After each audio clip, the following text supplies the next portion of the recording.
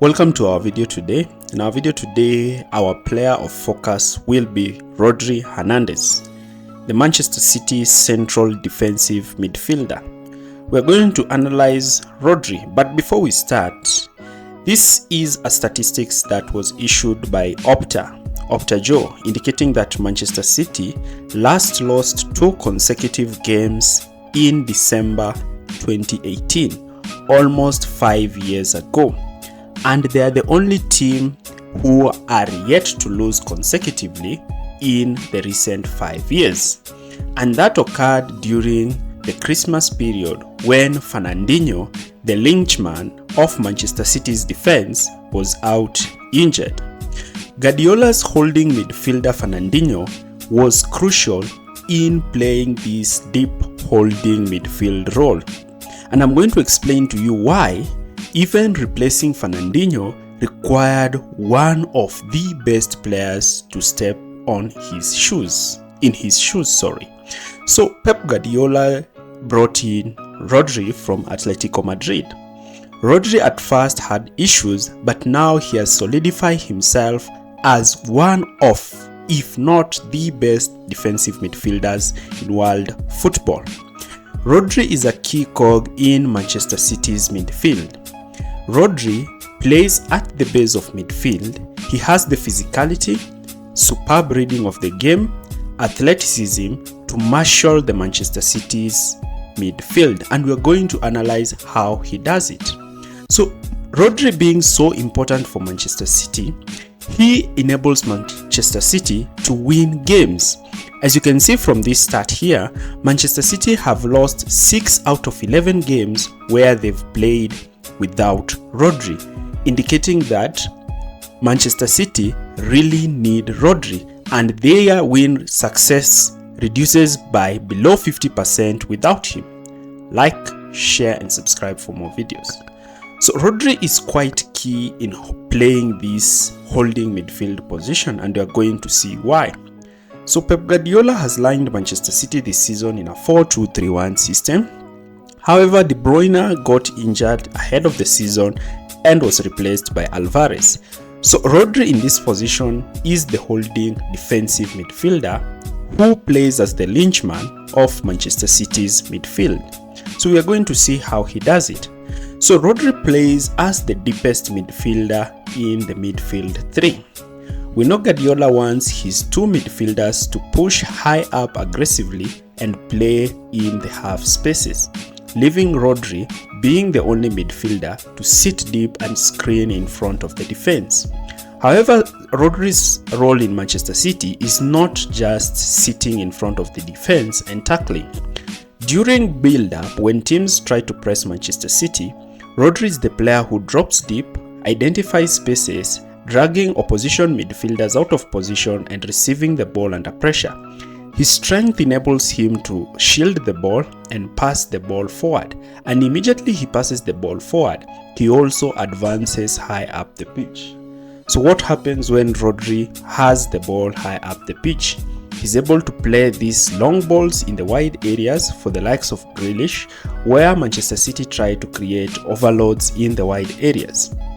This might force opponents to shift towards that side, and Rodri in this position can be looked to shift play quickly and rush towards that other side, indicating his superb reading of the game. At times when opposition fall back, Rodri is able to attack the space in front of goal and score a goal, something that he did in the Champions League finals and won Manchester City their first Champions League. Rodri can also win the ball while he's high up the pitch and create counter-attacking situations, something that he's done time and time again for Manchester City.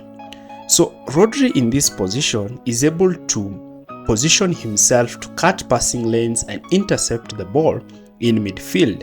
So this enables Manchester City's midfielder to play with freedom since Rodri will cover.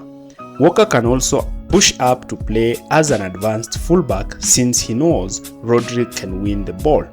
Rodri is also an adept in the tactical foul, where he fouls opponents to prevent Manchester City from conceding chances. Rodri can also play balls over the top for the runs of wingers, forwards, and fullbacks. When Manchester City don't have the ball, the strength of Rodri is further amplified, whereby he's able to spring out from midfield, win the ball, pass the ball either to Haaland and De Bruyne, and launch Manchester City's quick attack. Now we want us to look at this clip against Liverpool, and I want us to analyze Rodri. Look at his position, his ability to sit in midfield and win the ball. He receives the ball and immediately plays a simple pass. He is the metronome of Manchester City's midfield. His ability to receive the ball under pressure and play balls for Manchester City to advance the ball high up the pitch. His strength also to intercept passes is a great strength for Manchester City. Do not forget that Rodri, being 6'2", is also quite important for Manchester City when Manchester City are defending set pieces or attacking corners. Rodri's ability to receive the ball under pressure during build-up enables his centre-backs to quickly move from a position where they are being pressed high. So these are the stats. These stats indicate that Rodri sees most of the ball in the Manchester City team. He's the player who has majority of possession in the team, and therefore when Rodri is not there, Manchester City struggle keeping the ball, though Manchester City are quite good at it. But with Rodri, they are under settled possession. Not just possession, but settled possession. So Guardiola managed to mold Rodri to be one of the best defensive midfielders in Europe. His ability to play in front of the back four, being the tempo creator of the Manchester City midfield, and being the player who plays short passes as well as long passes for Guardiola's team to progress from the defensive to the attacking side of the game is a great strength that Rodri gives Manchester City.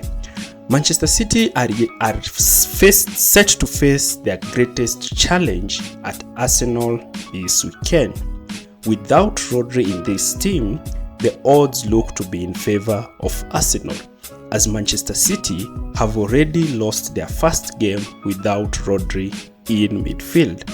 And this might just be the thing that will give Manchester City their second consecutive loss in a long period.